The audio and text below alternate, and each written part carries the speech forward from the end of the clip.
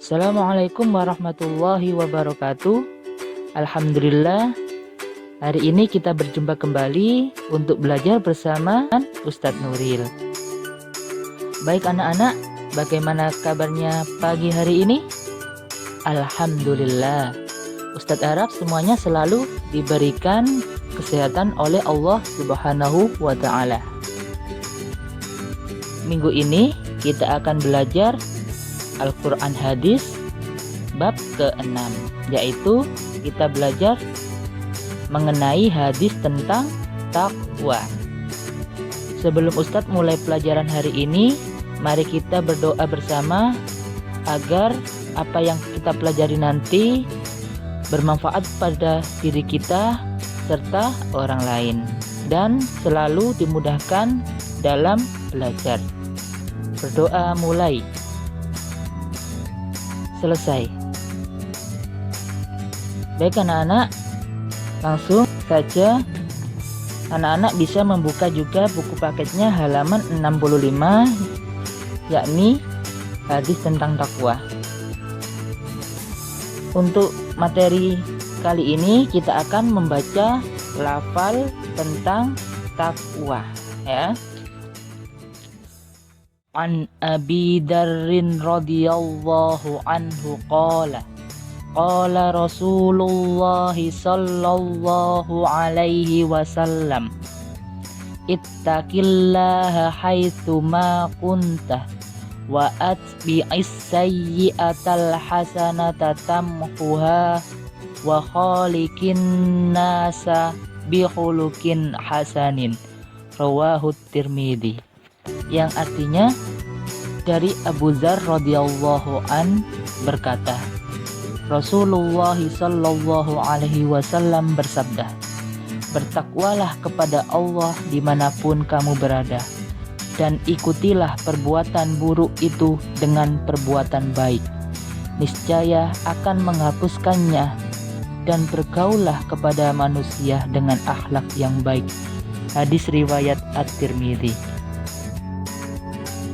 Nah, kata takwa adalah takut.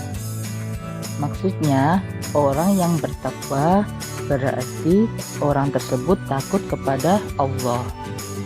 Jadi, takwa adalah sebagai suatu ungkapan rasa takut, tunduk, dan patuh terhadap segala perintah Allah. Dengan bertakwa, orang akan terhindar dari perbuatan buruk. Sebab orang bertakwa merasa dirinya selalu diawasi oleh Allah. Pembahasan yang kedua kita akan bahas, yaitu ciri-ciri orang yang bertakwa kepada Allah. Di sini disebutkan ada 3 ciri orang yang bertakwa. Yang pertama adalah tawadhu, yaitu selalu tunduk dan patuh terhadap segala perintah Allah di mana saja dan kapan saja, serta bersifat merendahkan hati dan tidak sombong kepada orang lain.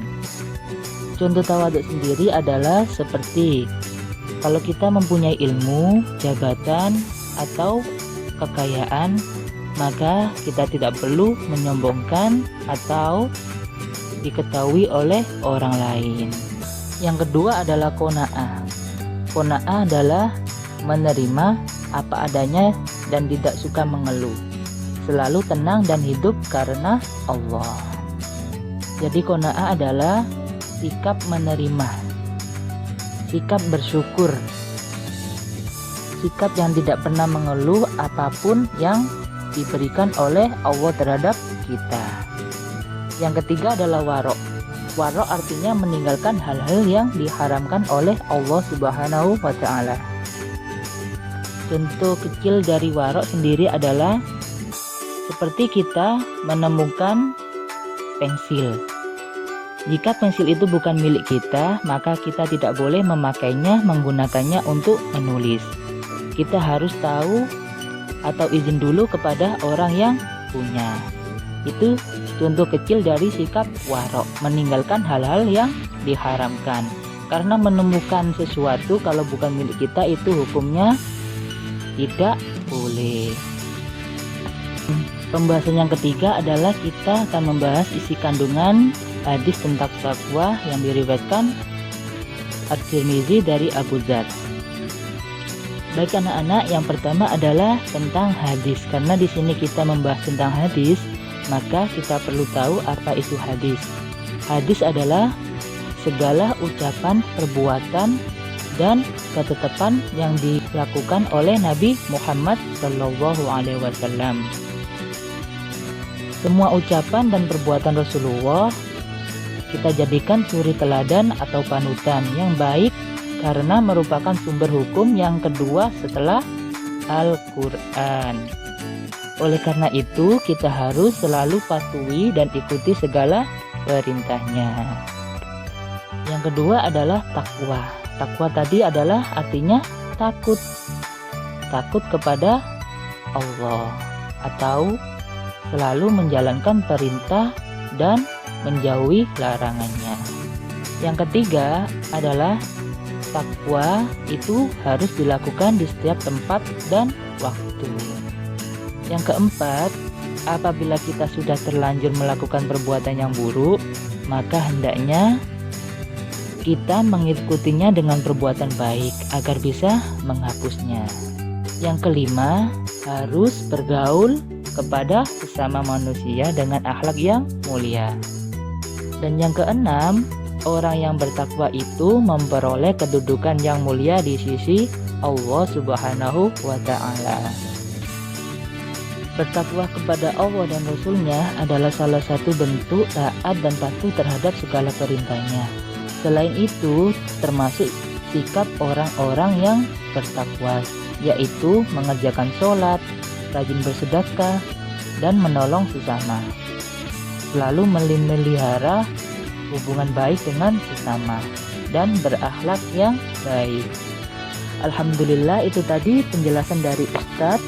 Semoga yang kita pelajari tadi bermanfaat bagi diri kita dan menambah ilmu kita. Baik anak-anak, akhir kata pesan dari Ustadz, tetap jaga kesehatan dan selalu patuhi protokol kesehatan agar kita terhindar dari virus COVID-19. Dan di rumah jangan lupa selalu jalankan sholat 5 waktu dan belajar. Baik anak-anak, sampai jumpa pada pertemuan berikutnya.